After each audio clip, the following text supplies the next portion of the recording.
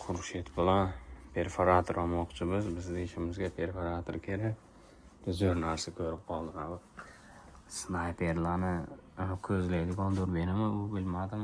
Bitta olib uyga olib chiqib balkondan hamma yoq tomosha qilib o'tirsam yaxshi ekan. Qilar ishing yo'qmi sanaqmi? Xullas, kimga Rossiyada mana shunaqangi instrumentlar kerak bo'lsa, bu variantlar asosan mana shunaqangi lombardlardan olamiz.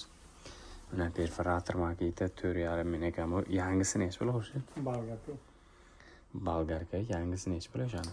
Yangisi normal turadi, manimcha aniq. Qimmat turadi, to'g'rimi? Endi bu poddelka ekan, bizga ham perforator kerak bo'lsa, bitta bo'lmasa boshqasini borib ko'ramiz. Soatlar mana. 1000 ekan, 2400 rubl.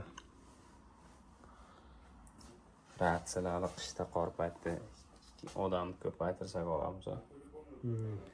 Kimdir bitta asosan kimgadir pul kerak bo'lsa srochni olib kelib sotishadi.